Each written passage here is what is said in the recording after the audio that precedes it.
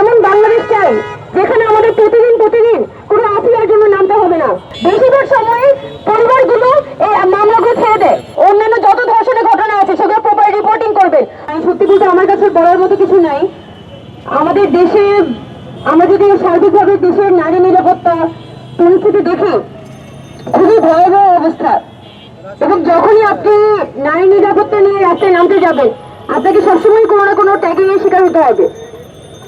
মানে যেন, এবং এই ইস্যুগুলো নিয়ে যখন আমরা রাস্তায় নামার চেষ্টা করি, যখনই কথা বলার চেষ্টা করি, তখন যেন একটা ভয়, একটা ভীতি সবার মধ্যে কাজ করে।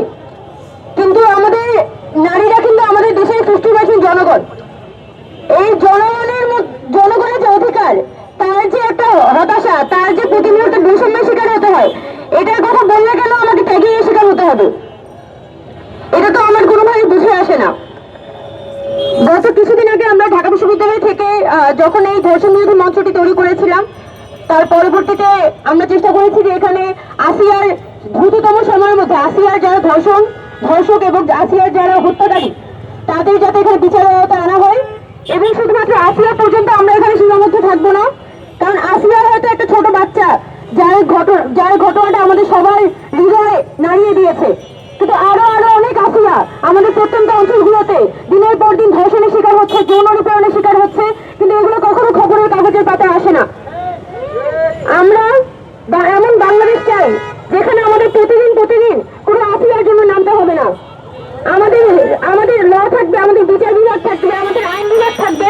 তারা এমন ভাবে দেশের সিস্টেমটা ডেভেলপ করবে যাতে ধর্ষক ধরা পড়া মাত্রই দ্রুততম সময়ের মধ্যে তার বিচার কার্য সম্পন্ন হয়।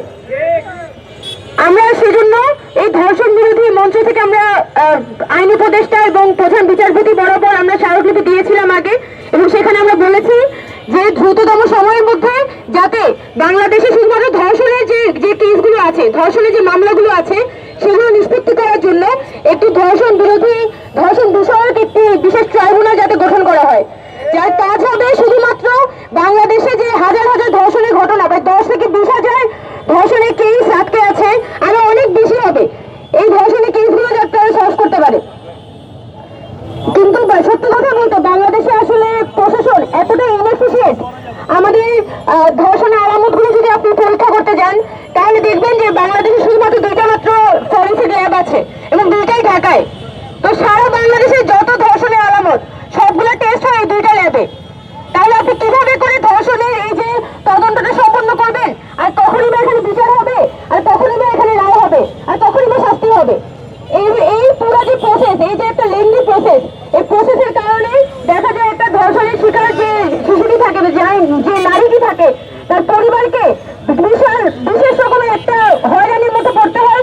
এবং বেশিরভাগ সময় যেটা আমরা বিচার বিভাগ থেকে জানতে পেরেছি, বেশিরভাগ সময় পরিবারগুলো এই মামলাগুলো ছেড়ে দেয়, শুধুমাত্র আইনজীবীর হাতে দিয়ে দেয়। আইনজীবীকে মাস শেষে বা বছর শেষে তার টাকা দেয়, কিন্তু এই মামলাগুলো তারা আর দেখে না। কারণ এই ধর্ষণের মামলাগুলো পরিচালনা করার জন্য প্রত্যেকটা পরিবারের যে পরিমাণ হয়রানি, যে পরিমাণ সামাজিক লাঞ্ছনের মধ্যে যেতে হয়, এটা আসলে আমাদের জন্য খুব দুঃখজনক। তাহলে আমরা কিভাবে এক্সপেক্ট করি যে দেশের মধ্যে ধর্ষণের বিচার হবে? হয়তো আসিয়াকে একটা মাত্র উদাহরণ হিসেবে দেখানো হবে, কিন্তু বাকি বহু ধর্ষণ, বাকি বহু যৌন নিপীড়নের ঘটনা এখানে পার পেয়ে যাবে। আমরা চাই আমাদের যে অন্তর্বর্তীকালীন সরকার আছে, তারা কোনো পপুলিজমের পথে না হেঁটে এখানে প্রপারলি এখানে ধর্ষণ এবং যৌন নিপীড়ন বিরোধী যত আইনগুলো আছে সেগুলো সংস্কার করুক। এই ধারাগুলো যে আছে, কোনটাকে ধর্ষণ বলা হবে, কোনটাকে হ্যারাসমেন্ট বলা হবে, কোনটাকে বুলিং বলা হবে, এই ধারাগুলো তারা প্রপার সংজ্ঞায়ন করুক, প্রপার সংস্কার করুক। এবং যাতে এখানে যারা অন্যায়ের শিকার হয়, যারা ধর্ষণের শিকার হচ্ছে, যারা যৌন নিপীড়নের শিকার হচ্ছে, যারা বুলিং এর শিকার হচ্ছে, তারা যাতে এখানে ন্যায় বিচারটা পায়, এটা আসলে রাষ্ট্রের নিশ্চিত করতে হবে। তো আমরা আজকে আসিয়া আমাদের ছোট বোন, তার জন্য দাঁড়িয়েছি। আমরা যখন লাস্ট তার জন্য দাঁড়িয়েছিলাম, আমরা ভেবেছিলাম যে হয়তো খুব দ্রুত আমাদের বিচার কার্যটা শুরু হবে, তাই আমরা কিছুটা রিলিফ ছিলাম যে হয়তো সরকার দ্রুত এখানে বিচার কার্যটা শুরু করবে।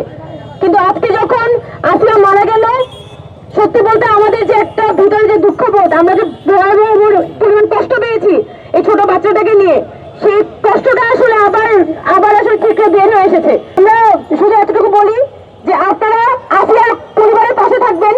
এই পরিবারটাকে যে একটা হিউজ কি পরিমাণ যে আসলে বিদ্বেষ পরবর্তী সময় পোহাতে হবে, সরকার আছে তাদেরকে বলতে চাই যে আপনারা আসিয়ার পরিবারের পাশে দাঁড়াবেন।